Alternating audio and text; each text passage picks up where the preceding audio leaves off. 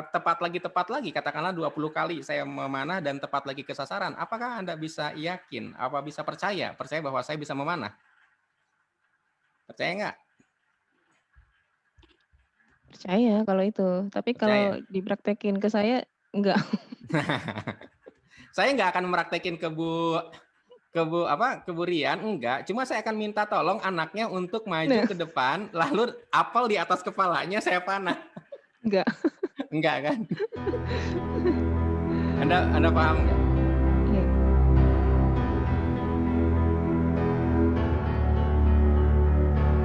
Bismillahirrahmanirrahim. Assalamualaikum warahmatullahi wabarakatuh. Teman-teman semua selamat datang, selamat bergabung di kuliah online Behind the Sign.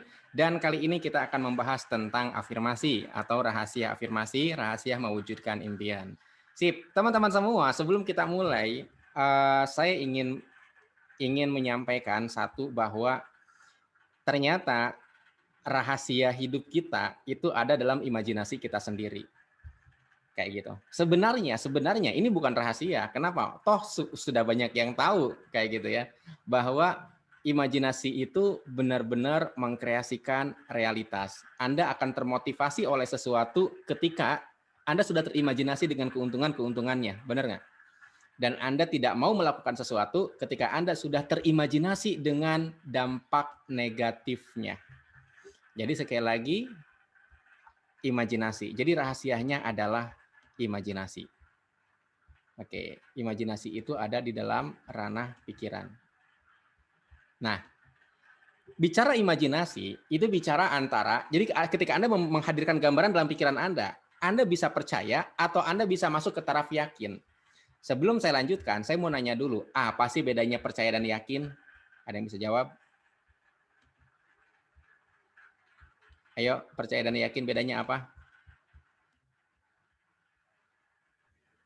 Kalau nggak jawab, saya tanya, Bu Uswatun, bedanya percaya sama yakin apa Bu Uswatun? Dibuka suaranya. Percaya sekedar mempercayai tapi belum meyakini dalam hati serta tindakannya belum. Oke, baik. Terima kasih Bu Uswatun. Baik, Bu Ratna, percaya dan yakin itu bedanya apa Bu Ratna? Kalau yakin lebih tinggi dari percaya menurut saya. Oke, yakin lebih tinggi dari percaya. Baik.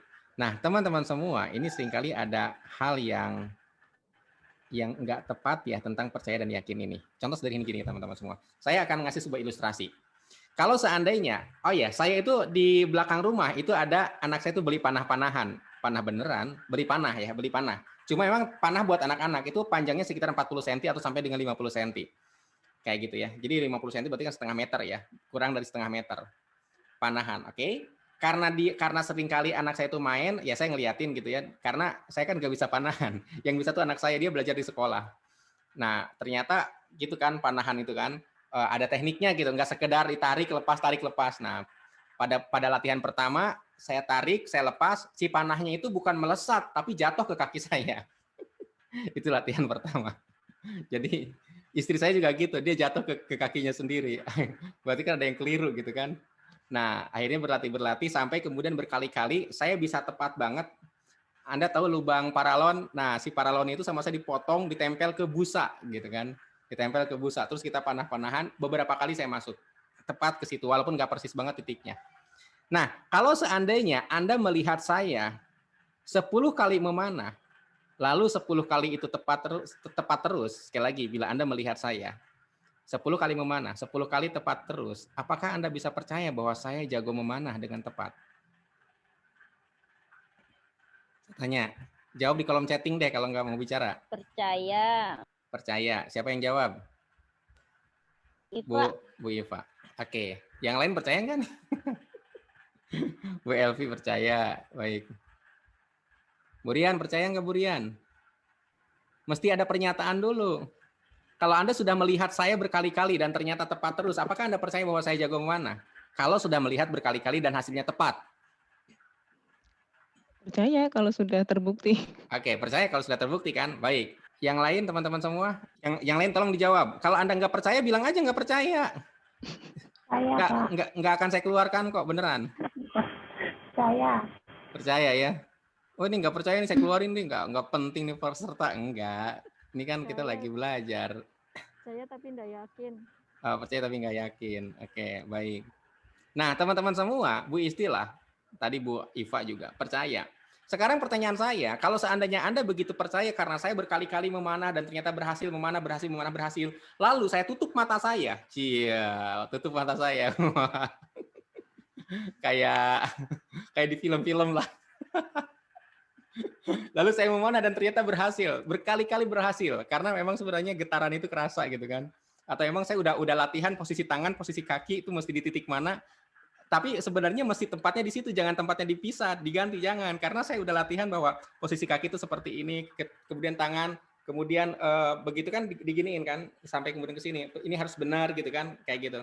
Jadi saya udah tahu bahwa ini tuh harus nempel ke sini, jangan nempel ke sini, nempel ke sini. Kalau nempel ke sini beda jarak gitu loh. Kurang lebih kayak gitu. Jadi ada rumus-rumusnya sebenarnya. Kalau seandainya saya dengan tutup mata dan tepat lagi, katakanlah 20 kali saya memanah dan tepat lagi ke sasaran, apakah Anda bisa yakin, apa bisa percaya bahwa saya bisa memanah? Percaya nggak? Percaya kalau itu. Tapi Percaya. kalau dipraktekin ke saya, enggak. Saya nggak akan meraktekin ke Bu Rian, enggak. Cuma saya akan minta tolong anaknya untuk maju ke depan, lalu apel di atas kepalanya saya panah. Enggak. Enggak kan? Anda paham nggak? Iya. Anda paham nggak? Jadi imajinasi itu teman-teman semua bukan sekedar percaya. Percaya Pak, tapi Anda nggak yakin gitu loh. Anda bayangkan dilema seorang ibunda Nabi Musa kecil. Ketika Nabi Musa masih bayi, kata Allah, diilhamkan atau difirmankan bahwa hanyutkan Nabi Musa ke sungai Nil. Benar nggak? Hanyutkan Nabi Musa ke sungai Nil. Dan apa yang dilakukan Nabi Musa? Dia menghanyutkan. Kenapa dia menghanyutkan? Sebab dia percaya. Paham? Sebab dia yakin. Jadi level kepercayaannya sudah masuk ke taraf yakin. Dalam imajinasi ibunya Nabi Musa bahwa sekalipun anaknya dihanyutkan ke sungai, sesungguhnya Allah mengawasi, sesungguhnya Allah menjaga. Jadi membayangkan si bayi Musa itu dijaga sama Allah. Kayak gitu. Atau Anda perhatikan deh kisah Raja Namrud dan Nabi Ibrahim. Oke, dalam kisah-kisah kitab suci ya. Nah, yang Anda tahu apa? Bahwa Nabi Ibrahim itu menentang penyembahan berhala. Pertanyaan saya, apakah Nabi Ibrahim takut? Dan dia kemudian menentang diam-diam? Enggak kan? Kenapa? Karena Nabi Ibrahim sudah mendapatkan bukti bahwa Allah itu ada melalui apa? Bahwa Allah itu Maha berkuasa melalui apa? Nabi Ibrahim diminta untuk menyembelih burung, memotong burung, lalu pisahkan setiap bagian burung itu ke beberapa gunung yang berbeda, kan gitu ya. Sama Nabi Ibrahim kemudian ditaruh di beberapa gunung yang berbeda, lalu dipanggil burung itu ternyata terbang lagi. Kayak gitu. Jadi ternyata oh benar Allah ini hebat banget, kurang lebih kayak gitu. Sehingga tingkat kepercayaannya sudah menjadi ke tahap yakin. Maka ketika Raja Namrud menyembah berhala dan Nabi Ibrahim menghancurkan berhala, kenapa berani menghancurkan? Karena percaya saya akan selamat. Raja Namrud nggak bisa ngapa-ngapain, gitu loh. Tingkat keimanan kita, tingkat keyakinan kita kepada Allah itu setahap apa ketika kita berani mengungkapkan apa yang benar. Paham ya? Nah, efeknya apa? Perhatikan, siapa di antara Anda yang pernah mengatakan begini? Barang itu bagus, iya ya nanti insya Allah kalau ada uang. Pernah nggak Anda ngomong gitu? Insya Allah kalau ada uang, ayo yang pernah angkat tangan, raise hand yang pernah. Oke, yang pernah. Oke, pernah ya. Yang jaim juga boleh raise hand. Pak, saya mau jaim. Nggak mau jawab. Saya kan soleh, Pak. Nggak apa-apa lah. Oke, pernah ya. Nah, teman-teman semua, ketika Anda mengatakan bahwa insya Allah ya kalau ada uang saya akan beli, insya Allah kalau ada uang saya akan punya, insya Allah kalau ada uang saya akan berangkat, tidak sadar Anda menjadikan uang sebagai penyebab hal itu terjadi. Benar nggak? Anda begitu yakin, hakul yakin, bahwa kalau ada uang semua akan terjadi. Oke, nggak sadar. Dampaknya apa? Ketika Anda mempersepsikan dengan uang semua akan terjadi, maka Anda akan mendapatkan uang, akan bekerja untuk berikhtiar, beramal untuk mendapatkan uang, untuk dekat dengan uang, kurang lebih seperti itu. Dan ketika ada orang yang mendapatkan uang dengan cara yang curang, Anda udah mulai gelisah, kok dia curang bisa sih, apa gua juga begitu juga ya. Dan pikiran-pikiran Anda udah mulai berpikir tuh, aduh gimana ya supaya cara cepat dapat uang, ini kayaknya dia bisa cepat tuh, kayaknya dia bisa cepat deh. Oke. Dan pertanyaan saya, lebih mudah mana? Dekat dengan uang atau dekat dengan Allah? Lebih mudah mana? Ayo, kita dekat dengan uang atau kita dekat dengan Allah? Lebih mudah mana? Jawab di kolom chatting. Nah, kalau nggak jawab saya keluarin. Nah, ini beneran nih. Ayo cepetan. Dekat dengan Allah. Kenapa dekat dengan Allah lebih mudah? Ya, bisa kapan aja. Nah, benar. Karena kan di dalam Al-Quran sendiri kan bagi yang muslim dikatakan bahwa Allah sedekat dengan urat leher. Benar nggak? Benar. Iya. Tapi nggak ada tuh informasinya uang itu sedekat urat leher. Nah, tetapi keyakinan kita yang mengatakan bila ada uang semua akan terwujud, berarti keimanan Anda kepada uang bukan kepada Allah. Paham nggak? Jadi Anda lebih percaya, lebih yakin bila bersama uang semua akan terjadi gitu loh. Ini nggak sadar. Dampaknya apa? Anda tersugesti, pikiran Anda tersugesti. Oke, uang, uang, uang. Dan ketika ada uang Anda merasa tenang dan lapang. Ketika uang tidak ada, Anda merasa gelisah dan sempit. Siapa di antara Anda yang pernah merasa seperti itu? Jangan angkat tangan. Malu. Buka aib. Jadi efeknya apa? Ketika Anda merasa nggak ada uang tuh Anda pusing, nggak ada uang tuh kemudian Anda gelisah, nggak ada uang tuh Anda emosi, marah gitu, bawaannya tuh pengen wow, wow, wow. Nah, itu berarti indikasi Tuhan Anda uang, nggak sadar. Kata Allah, maka dengan mengingatku hati menjadi tenang. Oh tidak, belum ada rupiah, belum ada fulus Tuhan. Ini siapa sih yang berkuasa? Kata malaikat tuh, keplak aja Tuhan. Kayak gitu. Anda kebayang ya? Kira-kira kalau Anda menuhankan uang, Allah mau nggak dekat dengan Anda? Nggak bisa. Itu Allah Maha Pencemburu. Jadi Anda ngerti kenapa banyak orang, bukan Anda loh, kenapa banyak orang yang kemudian mereka seperti punya masalah yang tidak berujung. Kenapa? Karena imajinasinya uang. Kalau ada uang, kalau ada uang, kalau ada uang. Anda perhatikan aja obrolan-obrolannya. Anda kasih aja barang yang paling bagus yang mereka sukai. Jawabannya kira-kira apa? Nanti ya kalau ada uang, benar nggak? Tuh, hamba-hamba uang udah mulai bermunculan. Ngeri nggak? Kayak gitu. Jadi disinilah peran kita teman-teman semua. Membersihkan diri sendiri dan membersihkan orang lain. Setuju nggak? Kasih tahu, hey, yang menjadi penyebab segala sesuatu itu bukan uang, tapi Allah. Oke? Kayak gitu. Nah, ketika seseorang meyakini bahwa Allah sebagai sumber segala sesuatu, contoh ketika misalkan Anda ditawari pengen umroh, Anda bilang, insya Allah kalau Allah mengizinkan. Benar nggak? Dikira semua orang punya uang, yang muslim bisa pergi umroh? Enggak. Enggak. Dikira semua orang yang kaya raya yang kemudian sudah muslim dan mereka bisa berhaji? Enggak juga. Oke, enggak juga. Karena sebenarnya berhaji dan umroh itu bukan karena ada uang. Dan bahkan hidup mati juga bukan karena uang. Oke? Anda mencari nafkah agar anak sekolah. Emang kalau Anda punya uangnya, anak bisa sekolah? Belum tentu kalau anaknya ngambek, ngamuk, bener nggak? Biayanya ada. Untuk berapa sih bayarannya Pak Sofyan buat terapi anak saya? Wah, kayak gitu ya. Jadi kenapa? Karena anaknya nggak mau sekolah gitu kan. Jadi sekali lagi yang menggerakkan segala sesuatu itu bukan uang tapi Allah. Artinya apa? Ketika Anda pernah meyakini, mengucapkan kata-kata itu istighfar. Oke, ini menjadi salah satu poin istighfar kita. Paham ya? Makanya kita perbaiki dulu imajinasi kita. Imajinasi kita tuh harus benar. Paham ya? Imajinasi harus benar bahwa Tuhan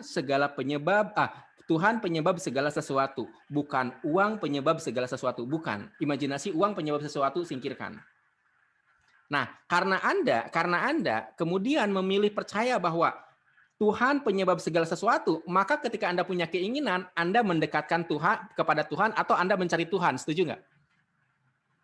Langkah pertama, ketika seseorang punya impian, manakala dia beriman kepada Allah, beriman kepada Tuhan, maka dia mencari Tuhan dulu, bukan mencari uangnya dulu. Dan dia lebih banyak waktu untuk ketemu Tuhan ketimbang untuk mendapatkan uang. Sampai di sini paham? Dan beda teman-teman semua. Bertuhan kepada uang, bertuhan kepada Allah atau kepada Tuhan. Bertuhan kepada uang, maka dia bisa mengorbankan cara dia ibadah, keyakinan-keyakinan dia kepada Tuhan atas alasan pekerjaan. Pernah lihat orang seperti itu? Ya Pak, kan ini tuntutan pekerjaan Pak. Ya saya pakaiannya jadi kayak gini. Mungkin, Allah alam ya. Tuntutan pekerjaan. Ya kalau nggak bohong-bohong gitu, gimana kita bisa sukses Pak? Oke, mungkin Anda pernah dengar kata-kata gitu. Karena dia menuhankan uang. Tapi kalau dia menuhankan Allah, maka terserah. Mau gimana pun, pokoknya Allah pengennya saya begini. Ya saya ikuti aja. Ketika satu pekerjaan itu ternyata melanggar ketentuan Allah, ya aku keluar aja. Itu berarti aku disuruh keluar dari situ. Memang itu bukan pekerjaan yang tepat untuk aku. Kurang lebih seperti itu. Godaan pedagang pasar. Kalau nggak pakai pesugihan, nggak bisa sukses. Nah, kayak gitu. Benar nggak? Ya ini kan syariat. Ada aja. Kayak gitu ya. Itu yang menuhankan uang, nggak sadar. Nah, teman-teman semua, sekali lagi, poin afirmasi adalah Anda benahi dulu imajinasinya, mesti benar. Kalau imajinasinya udah keliru, nanti keliru ke ujung-ujungnya. Ujung-ujungnya tuh keliru. Anda nggak mungkin bisa menuhankan uang di saat yang sama. Kadang-kadang Anda ingat Allah gitu loh. Ketika Anda punya banyak duit, Anda menuhankan uang. Alhamdulillah Allah baik banget. Begitu uangnya nggak ada, ya Allah kok kejam banget. Hello. Kayak gitu ya. Sip. Nah, lanjut. Nah, teman-teman semua. Jadi percaya dan yakin Anda sudah paham ya. Kita percaya kepada Allah. Nah, sekarang kita masalah imajinasi. Masalah imajinasi ini teman-teman semua, ternyata itu ada gambaran-gambarannya. Siapa di antara Anda yang pernah masuk surga? Angkat tangan. Ada yang pernah masuk surga? Oke. Di surga itu ada apa? Pak Rifki, tolong sebutin. Di surga itu ada apa Pak Rifki? Ada sungai mengalir di sana. Sungai mengalir di mana? Di surga. Di bawah pohon-pohon. Benar nggak? Kan gitu kan? Ya. Oke, baik. Bu Sifa, di surga ada apa Bu Sifa? Kalau yang untuk baik disediakan yang bagus-bagus gitu sih Pak ceritanya kalau saya. Iya, tapi yang bagus-bagus itu apa? Yang bagus menurut Bu Sifa kan mungkin beda dengan saya. Yang Bu Sifa tangkap apa?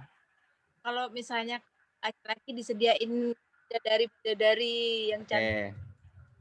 Bidadari, nggak apa-apa, bidadari. Baik, terima kasih Bu Sifa. Kemudian yang lain, Pak Acep, ada nggak Pak Acep di sini? Apa-apa tinggal cling. Oke.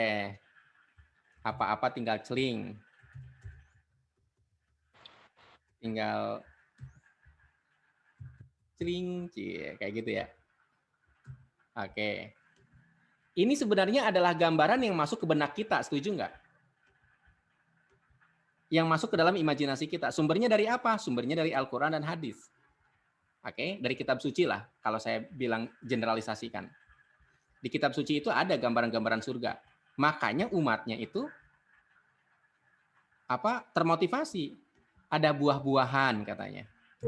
Oke, ada makanan terbaik, kurang lebih seperti itu ya. Ada buah-buahan, ada makanan terbaik. Ini adalah gambaran teman-teman semua. Supaya apa?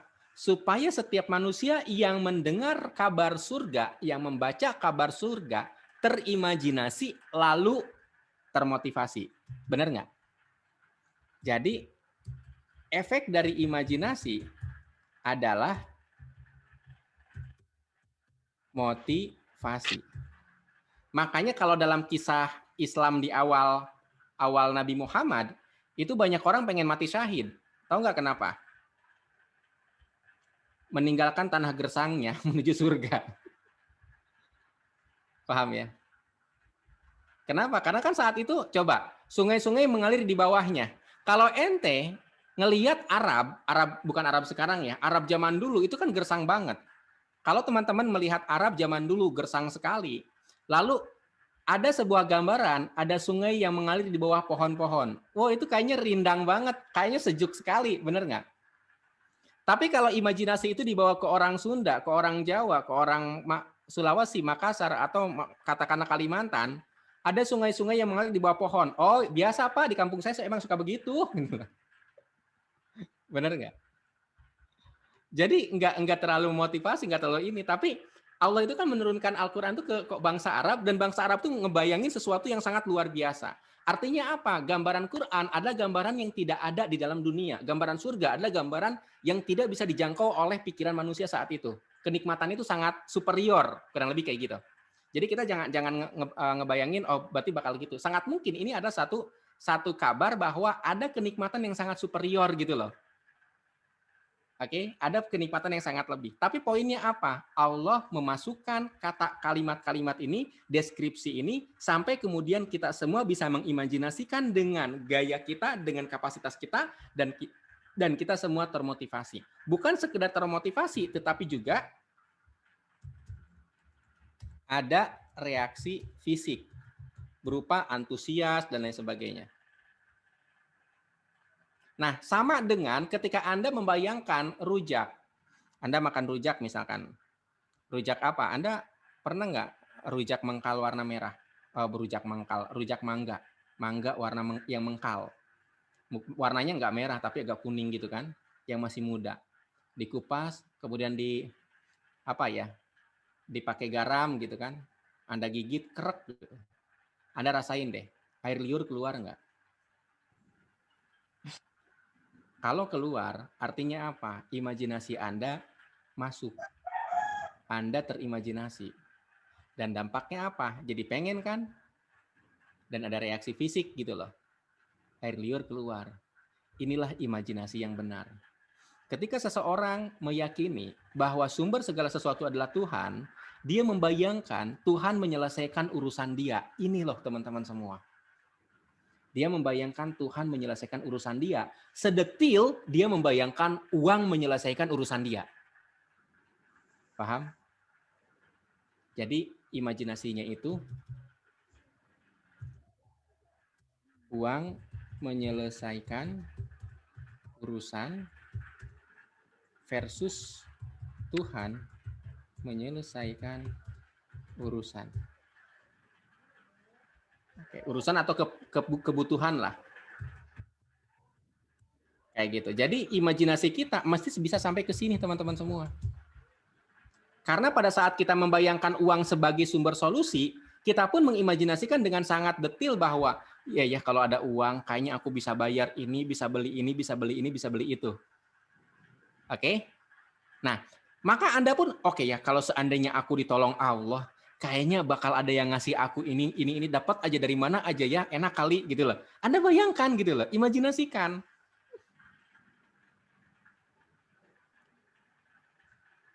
Sampai di sini difahami? Terus tanda tangan gitu ya. Tanda tangan. Terus sendiri. Kembali.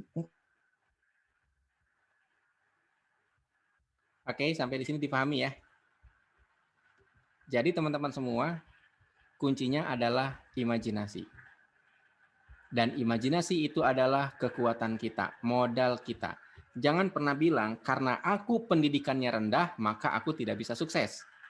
Sebab modalnya bukan pendidikan, modalnya adalah bagaimana Anda menggunakan imajinasi Anda. Bagaimana Anda menggunakan imajinasi Anda? Oke, ini ada satu kisah teman-teman semua. Seorang sopir, ini kisah nyata nih.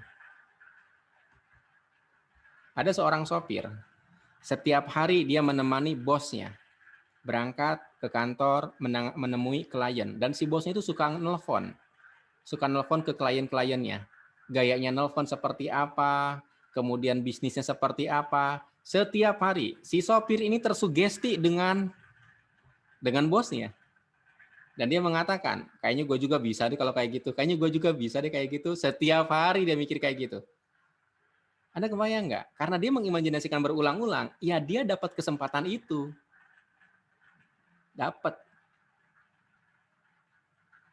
Tapi ada orang yang setiap hari melihat mobil mewah, paling-paling ini mah bekas korupsi, ini paling-paling ini mah orangnya nggak jujur, paling-paling ini mah pajaknya mahal. Gitu. Setiap hari dia menolak, imajinasinya menolak, ya dia nggak dapat. Yang mengaku jadi sopir kemudian jadi pengusaha sukses, Anda tahu nggak siapa orangnya? Crazy Rich dari Tanjung Priuk.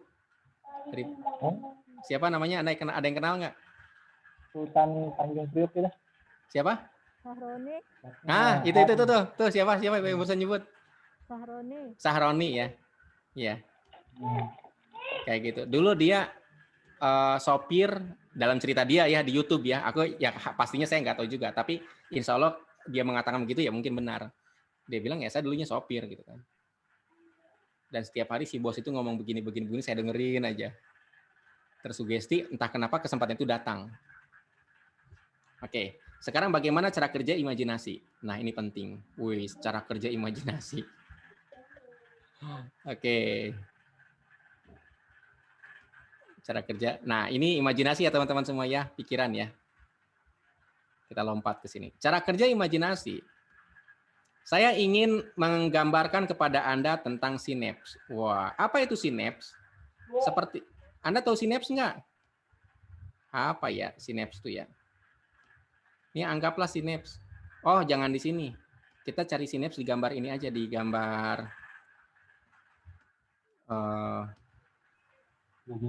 googling. Googling. Tarian ini lagi lompat-lompat si ini. Nah, sinaps.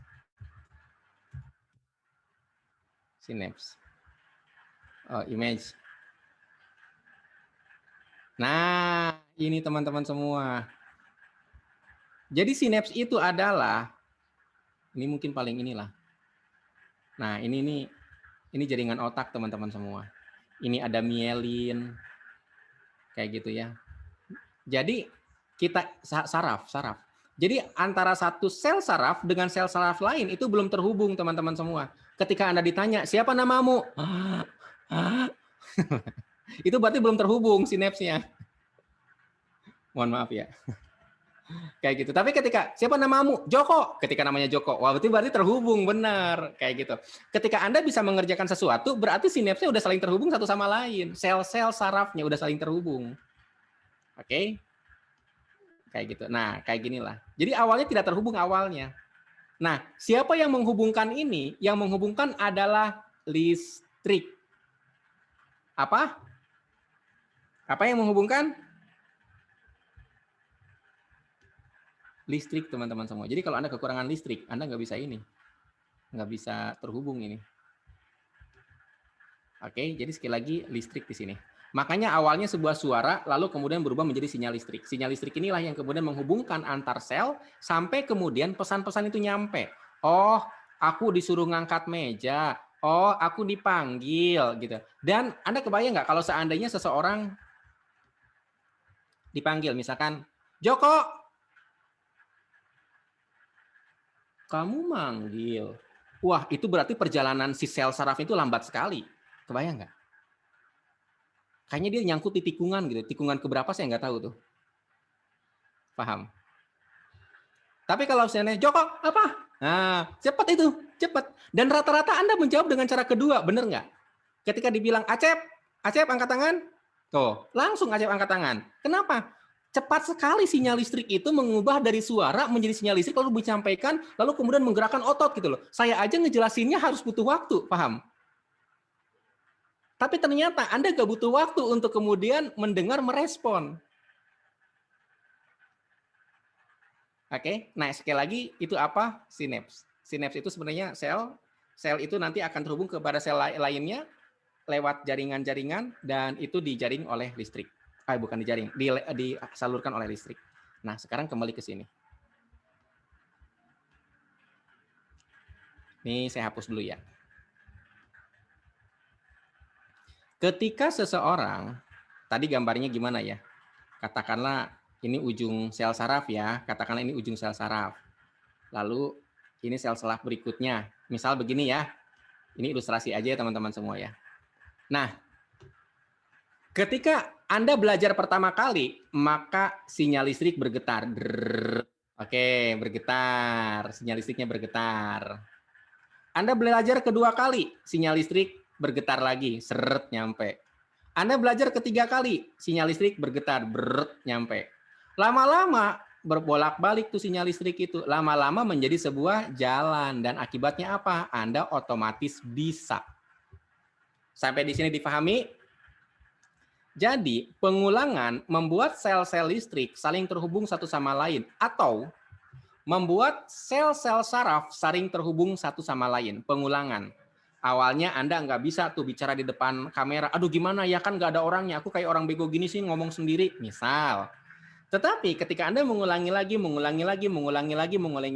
sel saraf langsung terhubung satu sama lain sehingga membentuk sebuah sistem dan dampaknya apa? Anda mampu bicara di depan kamera. Nah, teman-teman semua, imajinasi pun begitu. Imajinasi pun begitu. Saya katakan sebuah rahasia, saya sampaikan sebuah rahasia kepada Anda. Rahasia ini nggak perlu Anda sampaikan ke orang lain. Sebab apa? Mereka bila tidak paham, bisa rusak akidahnya. Anda adalah di sini. Pada saat Anda sedang ada di sini, saat yang sama sudah tercipta masa depan. Nah loh. Saat yang sama sudah tercipta masa depan. Sudah ada masa depan itu. Anda sudah menjadi apa itu sudah ada. Kemudian jangan Anda deh nggak enak ngomonginnya, nanti gibah lagi ya. Nanti fitnah kalau salah. Oke, seseorang jadi gibah. Oke, seseorang tidak bernama. Seseorang tidak bernama, dia mengimajinasikan sesuatu. Maka teman-teman semua, saya bilang katakanlah, dia itu sebenarnya punya banyak kemungkinan. Dari sini itu mau menjadi apa punya banyak kemungkinan. Oke, saya sebut ilustrasi misalkan kemungkinan pertama. Kemungkinan pertama adalah sakit-sakitan. Kemungkinan kedua, umroh bersama keluarga. Kemungkinan ketiga, punya rumah luas 200 meter. Kemungkinan ketiga,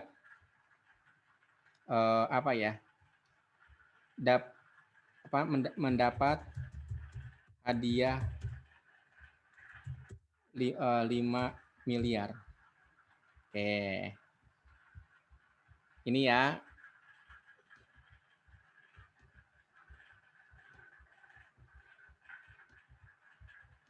Rumah 200 meter kayaknya luas juga ya. Oke. Teman-teman semua, kemungkinan ini itu sudah tercipta. Ini sebenarnya di bahasan ini teman-teman semua. Fisika kuantumnya Albert Einstein bahwa sebenarnya masa itu sangat apa yang nyebutnya itu ya. Bahwa masa lalu masa sekarang itu abstrak gitu loh, kurang lebih seperti itulah. Saya juga detailnya kurang jelas mendetilkan kepada Anda, tapi kurang lebih nggak ada batasan waktu gitu loh. Jadi masa depan itu sebenarnya sudah terjadi. Pada saat masa sekarang ini terjadi bersamaan. Kayak gitu. Teori relativitas. Nah, ketika seseorang berimajinasi. Jadi konteksnya ada di pikiran dia, teman-teman semua. Arahnya dia mau kemana, itu tergantung pikiran dia. Ketika dia berimajinasi, sakit-sakitan, aku mah orangnya gini sih, sering kecewa, gampang sakit-sakitan misalkan ya. Sekali dia berimajinasi, terbentuk satu jalan ke sini. Oke. Dia berimajinasi lagi, terbentuk jalan ke sini. Dia berimajinasi lagi, terbentuk jalan ke sini. Dia berimajinasi lagi, terbentuk jalan ke sini. Dia berimajinasi lagi, terbentuk jalan ke sini. Sehingga semakin banyak waktu yang dia gunakan, maka waktu itu semakin mendekatkan dia ke sini, ke sini, ke sini, ke sini. Paham? Dampaknya apa? Dia mengalami apa yang sering dia imajinasikan. Kenapa? Imajinasi adalah menuntun jalan. Anda catat, imajinasi adalah menuntun jalan. Pak, bagaimana kalau seandainya ada orang berimajinasinya bukan sakit-sakitan, Pak? Oke. Katakanlah kita hapus ini, bahwa orang itu bukan berimajinasi ke sini. Kita hapus ya. Orang itu tidak berimajinasi ke situ. Hapusnya di sini aja deh. Nah, orang itu berimajinasi, oh enak kali ya kalau umroh sama keluarga membuka jalan. Tapi kemudian dia berganti lagi. Enak ya kalau punya rumah luas 200 meter membuka jalan. Besoknya, enggak mau begitu. Berarti kalau besoknya enggak mau begitu, dia hapus tuh. Besoknya dia berimajinasi, aku pengen banget ya dapat uang 5 miliar gitu kan. Itu ngebuka jalan. Tapi kemudian dihapus lagi. Kayaknya nggak mungkin deh kayak gitu deh. Ya udahlah, aku pengen umroh aja, umroh gitu, membuka jalan. Tapi kemudian dia bilang, kayaknya nggak begitu deh, aku pengen punya rumah luas 200 meter deh. Ngebuka jalan lagi. Aku pengen benar-benar pengen dapat 5 miliar. Oke, dia ngebuka jalan. Tapi kayaknya nggak mungkin deh. Mendingan umroh dulu satu keluarga. Oke, membuka jalan. Tapi enggak deh. Umroh sama keluarga, aku kan belum punya rumah, malu ntar nggak punya rumah. Oke. Artinya apa? Pokoknya setiap kali dia berimajinasi, dia membuka jalan. Setiap kali dia merasa ragu, dia menghapus jalan itu. Dan kalau orang punya banyak imajinasi dalam satu waktu, dia punya banyak jalan, tetapi semuanya tidak menjadi jalan. Hanya kebuka doang, tapi tidak menjadi jalan yang dilalui. Tidak menjadi satu jalan yang bisa dilalui, nggak bisa. Anda harus fokus mengimajinasikan satu hal secara berulang-ulang sampai dia menjadi jalan yang terang buat Anda. Orang menyebutnya peluang datang. Fokus saja. Makanya teman-teman semua, daripada Anda bingung, mendingan mana ya? Mendingan umroh sama keluarga, mendingan punya 200 miliar, atau mendingan apa? Saya bilang, cari satu dream, satu goals yang bisa mewujudkan semua. Kalau emang ini, fokus ke sini, berulang-ulang. Berulang-ulang. Dan ini ada rumusnya ya, Anda jangan langsung lompat 5 miliar, kalau memang 50 juta aja belum pernah Anda dapetin. Kenapa? Kalau dalam ilmu saya, bertahap aja ya imajinasi itu. Anda kemudian mengimajinasikan lagi. Ini sekali lagi angkanya terserah sesuai dengan batasan Anda. Anda imajinasikan lagi, Anda imajinasikan lagi, Anda imajinasikan lagi, Anda imajinasikan lagi, dan kemudian jadi jalan. Entah kenapa satu kesempatan datang, Anda ambil langsung itu bener jadi sebuah jalan hidup Anda.